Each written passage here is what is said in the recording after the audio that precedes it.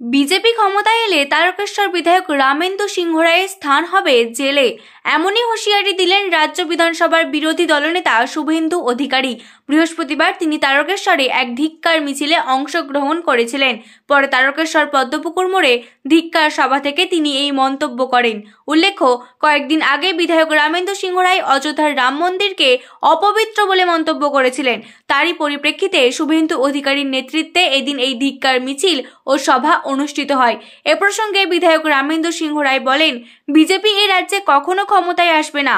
আর তাছাড়া আমি যদি অন্যায় করে থাকি তাহলে ওরা তো আইন অনুযায়ী ব্যবস্থা নিতে পারত। भारत माता की जय श्री राम। एक ही नारा एक ही नाम, जोर से बोलो, तू भी बोलो मैं भी बोलो,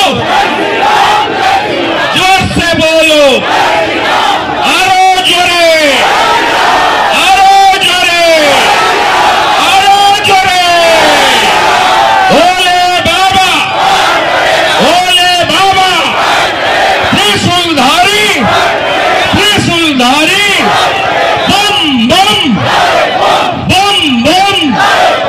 সমাবেত সনাতনী বৃন্দ, রাষ্ট্রবাদী দেশপ্রেমিক জনগণ, আমরা কেউ ভারতীয় জনতা পার্টির নেতা বিধায়ক হিসেবে হাঁটিনি। আমরা সনাতনী হিসেবে আমরা 1 ঘন্টা পথ হেঁটেছি। এখানকার কে এক হরিদাস পাল তিনি বলছেন রাম মন্দির অপবিত্র, কোন হিন্দু যাবে না, ওটা নাকি একটি স্থপতি মানে নির্মাণ, তার প্রাণ নাই। এই ধরনের কথা এই বিয়াদব যদি উত্তরপ্রদেশ রাজস্থানে বলতো, ওকে বান্ডিল বেঁধে প্যাক করে দিত জনগণ। পুলিশকে নিয়ে বেঁচে আছে। এফআইআর হয়েছে তারকেশ্বর থানায়, জিডি হয়ে রয়ে যাবে আমরা জানি।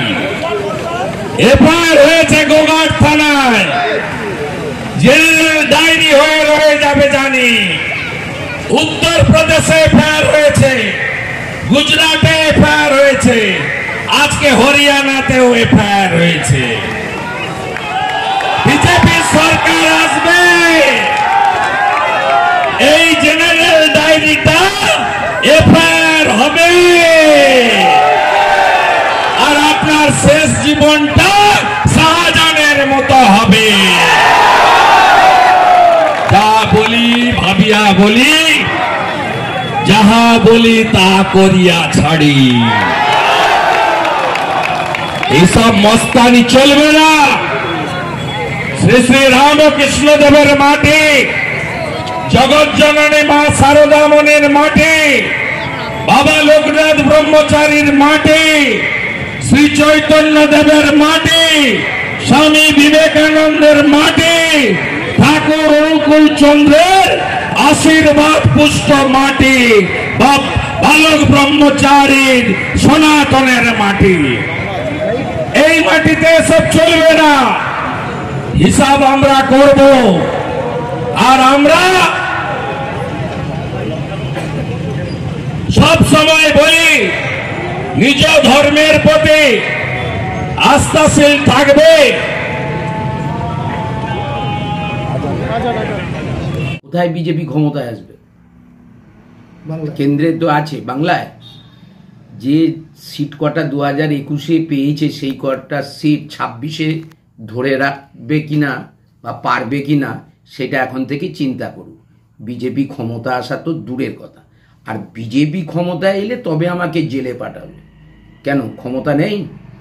আইনগত যদি আমি অপরাধ করে থাকি, যাক, জাস্টিস গঙ্গোপাধ্যায়ের মতন আর কাউকে হাইকোর্টে ফিট করতে পারে না নাকি এখন?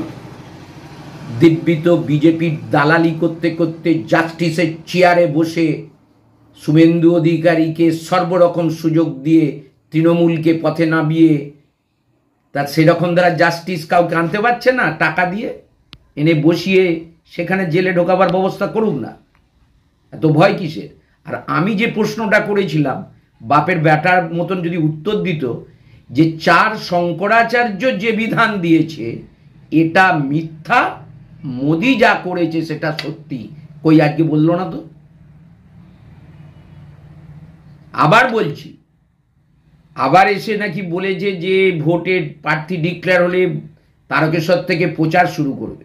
যদি হিম্মত থাকে বলুক, শঙ্করাচার্যরা যে কথা বলেছেন সেই কথা উপেক্ষা করে মোদি যেটা করেছে সেটা সত্যি, সেটা সঠিক, এইটা বলুক আমাদের হিন্দু সমাজের মধ্যে, দেখবো যদি কত বুকের পাপটা আছে। সব ছেড়ে ছুড়ে আমরা তো পালাবই, ফুল স্পিডে দৌড়ে যাবই, আমরা খেলবো, শিখবো, পড়বো, নাচবো, নতুন বন্ধু পাতাবই।